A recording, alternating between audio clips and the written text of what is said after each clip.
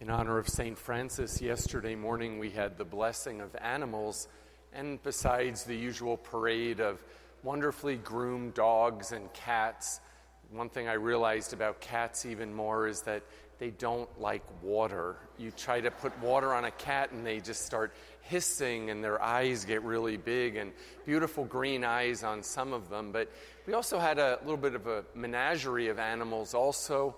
There was a ferret, although one of the people with the family said it was a weasel, so I don't really know what it was. I don't know if that's the same thing. But it was a very friendly ferret. Usually they're kind of quiet, or they, sort of get scared. But this one, they said, Father, he likes to pose for pictures. So we took a little picture. I kind of went over and Sister Christine got in. And sure enough, the ferret kind of put its head out and kind of looked right out into the camera. So that was kind of interesting. It must be well trained. There was something called a sugar glider, like a flying squirrel. They were in little packets, like little purses kind of that they had, and I've never seen something like that. They were not quite as photogenic or as camera friendly or whatnot, but actually what kind of surprised me, there was quite a few like lizards. It seems like geckos are kind of popular today. These geckos that are very colorful, and there was one that almost had it looked like a little dinosaur, and it had almost like fur on it. I've never seen something like this, and I hope I don't wake up and find one in my bed one night, because I would be very, very frightened by it. But it's just wonderful to see the joy, the love that we have for our pets, and obviously for our animals as well. But it's also a chance to think about the incredible imagination of God, that when God created the world, that he came up with all of these different types of creatures, all of these combinations. The human mind couldn't possibly do that. We have wonderful imaginations that have been given to us by God, but only God could have thought of all of the ways of which life could be brought about here into our world. And it's a chance really to give thanks to God for that. Can only imagine Adam and what he would have thought there in paradise, going around and looking at all of creation and seeing all of these wonderful animals and plants. And God gave him a privilege. He said, go and name everything. It's a great privilege for a parent. In a few moments we're going to baptize 3 babies, and it's a great privilege for parents to be able to give their child a name. And so God gave that to the human person, the ability to name things, to partner with him. He didn't tell Adam, you're going to call this, and this, that, and whatever. No, he gave him the ability to do that. So he kind of said, you can be a partner with me in all of creation. And everything was created from dirt. God made all of the animals, and he made Adam fashioned them all out of the soil, except the first thing that we see in paradise that was not good was when God said the man was alone. He said, well, the man is alone, and he didn't want the human person to live in isolation. Again, going from that gift of being a partner with God, he said, no, it's not good for you to be alone. I'm going to create a suitable partner for you. So the dignity of women is very, very much upheld, because women were not created from the dirt or from the soil, but women were created from the rib, from another human person. So it's very beautiful to even see how there is that complementarity and that relationship between man and woman. And we know that that exists emotionally, spiritually, physically. Men and women are meant to complement one another. Again, this is all part of God's plan. When you hear about the term theology of the body, this is what we're speaking about, that God had a plan for men and women to be able to be here on this earth, to partner with him in the gift of life, in the gift of creation.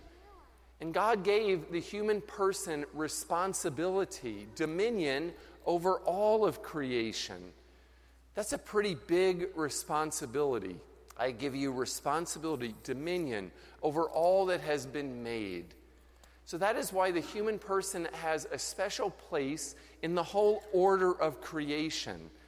The human person, when we are created, God breathes life into us, as he does into other creatures, but he gave us a soul. God, on the day that we are knit in our mother's womb, God placed into us an image and likeness of himself, that soul that's able to go on and to live for all eternity. Something that's very, very special. That's why the human person has an incredible dignity. We hear about that. The human person has a value above and beyond all of other creation. And we're called to be able to recognize the value of one another and also to be able to uphold it and to respect it. That is why, like this past week, when the news came out, when we hear of another shooting that took place, and it's almost as if we're like numb to it at this point. And I can only think that people moved to this little town in Oregon to find peace and quiet, probably to live in this idyllic environment. And what happens? But there's this horrible violence and there's this tragedy that occurs there. How very, very sad. Any human life that is lost or compromised is really an offense against all of humanity. So really, for ourselves, it's probably no surprise because we are a country and a society that does not really value life from conception. We question, well, when does life begin? If only we put it into God's hands. Just think about that for a moment. If only we just said, God, you give life. God, you take life away. It is not the right of another human being to take life from another. And that means whether it be in the womb, that means whether it be at the end of life. I believe California is dealing with some legal issues at this point about assisted suicide. That is not our responsibility. That is God's job to give life, to call life home. That is why also when there's people who are sitting on death row, for instance, I've never visited death row. At some point, it's something I would like to do, to be able to go visit someone whose life might be taken from them. That life has value to it. How can we say that life has no value to it? There's obviously the gift of redemption. There's the gift of forgiveness. We don't know what the purpose for that life is. We give it to God. We allow the Lord to take care of that. Do you know, on this Sunday when we remember the gift of life, when we celebrate the gift of life, it's a chance for us to recognize that value in it and the responsibility that we have as people to uphold it, to make sure that our actions also are not offenses against life. I've mentioned this before. For instance, when you're out on the road, I'm going to be driving on I-4 this afternoon. Guaranteed between here and downtown Orlando, I will see somebody who's kind of moving, like weaving a little bit, kind of back and forth in the lane. And I'll pass them probably, or I'm going to get very far away because you never know what's going on. And in that car, I can probably assure you one thing I know that's happening with them, they're probably on their phone. They're probably talking, they're probably texting. I don't know if it's possible for a human person to drive a 4,000-pound vehicle, listen to the radio, try to engage in a conversation, and look at a phone. It's not possible for us. And every time we try to do that, we're saying, I'm just taking and risking not only my own life, but of every other person that's here.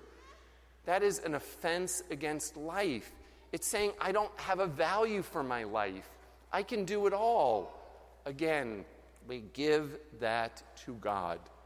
So on this particular Sunday, when we celebrate and remember, when we hear this reading, the gospel as well speaks about family life.